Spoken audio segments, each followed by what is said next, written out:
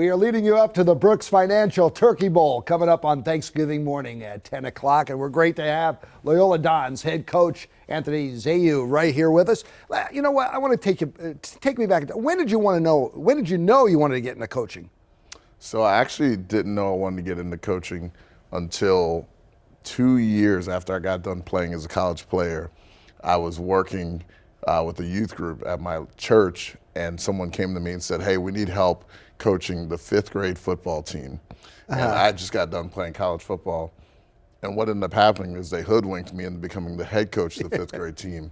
And our team was awful. We were really bad, but all the kids really loved being out there, and they really had a huge passion for learning the game.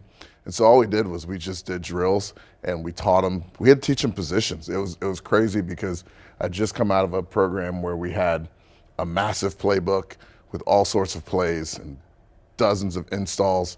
And I get there, and kids are like, tell one kid, I'll never forget, I told this kid, hey, go to right tackle. And he's like, "Coach, what's right tackle?" So we had to start from the ground up, and that was my first coaching experience ever. But when it clicks and when they love the sport, you can teach them anything, right? Yeah, and those kids, 2 of them played college baseball, 2 of them played college basketball, and 2 of them played college football. So what's really it like proud to of have those an guys. impact on young men? It's a lot of fun because, you know, we don't get the big salaries like the higher levels do, and our kids go to classes. You know, they get as much pressure and work from their 8 teachers a day, and when you get to see them mature, like some of these guys who you'll talk to have been at Loyola for, this will be year 7 or year 5 in some cases, and to watch them physically grow, emotionally grow, spiritually grow, it's pretty fantastic. Who was your mentor? Who was the coach that really put you on the map? Who was the coach that really guided you through? So the coach that guided me through as a coach, his name is WMAR. He's the head coach of Catholic High of Baton Rouge. He was the head coach there for almost 40 years. And Louisiana high school legend, has won over 300 games coaching as a high school head coach.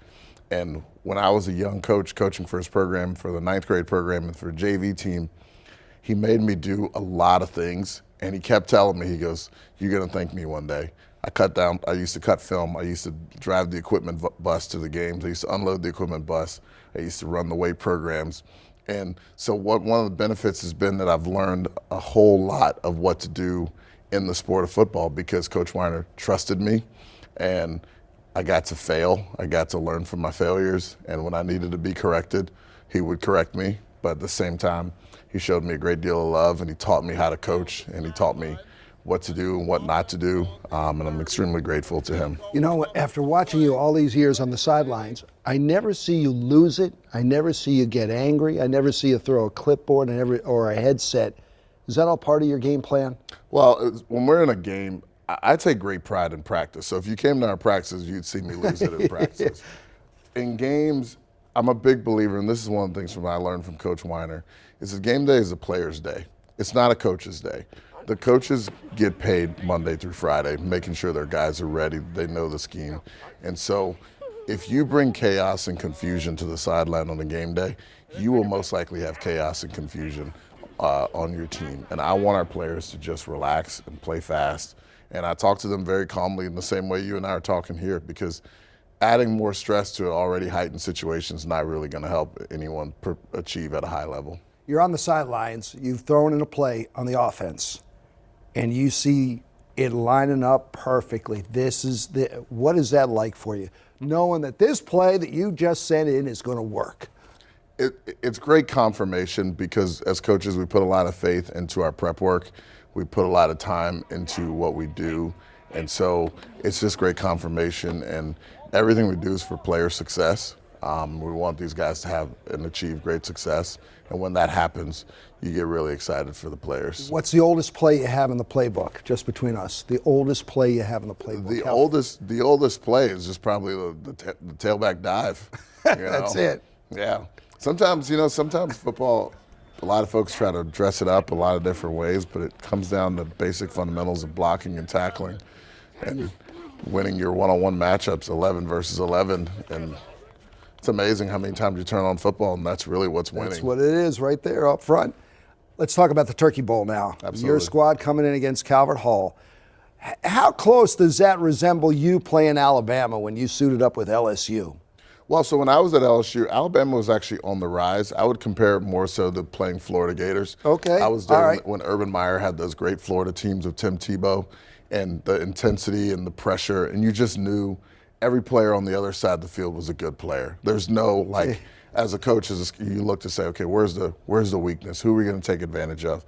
And when you got across the field and you're looking at Brandon Spikes and you're looking at Tim Tebow, you're like, there's no bad player here. Oh, you just have to really dig deep. It's the same way with these guys. So they haven't won as many games as they would have liked. You know, the reality of Calvert Hall is they've lost 3 games by combined 16 points. They could easily have a reverse record. And so we know they're loaded with great players. They're very athletic. They're very physical on both offensive and defensive lines. And we expect it to be the last 2 years that have come down the final possession. We expect another classic Turkey Bowl game. How do you let the atmosphere soak in when you're out there on Thanksgiving morning? No, or not are you just for me, so no. locked in, huh? For me, truth be told, the pregame is just so long, and I just want to get the game underway. The atmosphere more so is for the community. For me, as the gatekeeper of the game in terms of how it's played, I'm just running through my brain. Do we have everything we need? Are we ready to make our adjustments? What if they do this? Are we ready to adjust?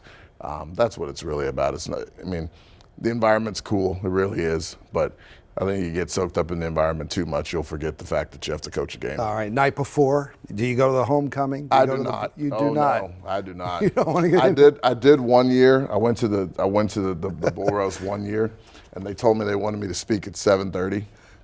And then at 7:30, not enough people were there yet, so they're like, "Can you speak at 8:30?" And then 8:30 became 9:15, and I spoke at about 9:15. And then we were talking, and when I got done, as I tried to leave, people still wanted to talk. I didn't leave out of there till almost 11:30. And so since that year, I was like, "No, I'm going to go to bed." All right, so you go to bed what time now? What time now, or are you tossing and turning all night? I don't toss and turn. I more so toss and turn the closer to the wake up time, because I just always have this fear of oversleeping. Oh, do you really? It's been my whole life. I just worry about oversleeping. But I go to bed probably 10-ish. And you but wake at least, up and but at least I'm not at some work function. All right, talking to coffee people. in the morning right away, you got to have it? I don't drink coffee. Okay. I go for a swim. Go for a swim. Go for a swim. So you'll do that on Thanksgiving morning? I've done it every year since I've coached Turkey Bowl. Keeps my blood pressure low. It's how I stay calm. I want to be the most under control person on the whole field. And you are under control. And so that's what I do. I'll get up at usually 4:45, 5 a.m., get a swim in, get a very light breakfast because I don't like to eat a lot on game day, and then head over to school. And our assistant coaches do a great job making sure we have everything ready that we need on the sidelines. And I just tell the team, all right, we're ready to go over to Towson and play. All right, one final question I want to ask you. You got a lot of seniors. What do you tell them at the end of the game on Thanksgiving?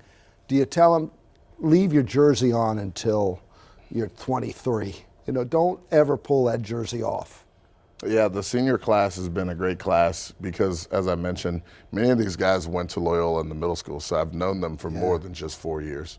And so for them, with this being their last Turkey Bowl, it's what I've tried to emphasize to them started back on the Black Friday last year of just really the feeling of losing the game and how much the game means to us and how much pride there is for our school, and that to win the Turkey Bowl, you have to win the whole year, right? You have to win in the weight room in the off season. You have to win with the way you change your body and the way you eat and the way you sleep and the way you train and the way you prepare.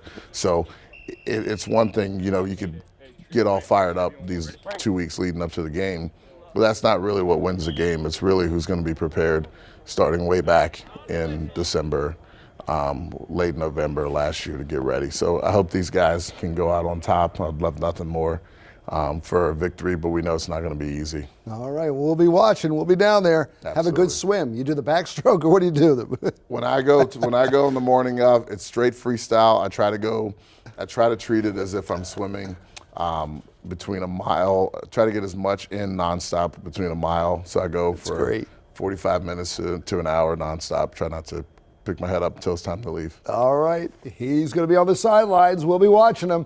And the Loyola Dons against Calvert Hall Cardinals. It is the Brooks Financial Turkey Bowl right here on WMAR starting at 10 o'clock. But beforehand, at 9 o'clock, we have a special pregame that we're going to be starting with Sean Stepner and myself. So we'll see you at 9 o'clock leading up to the game at 10 o'clock with Scott Garceau and Keith Mills. Thanks, Coach. Thank you.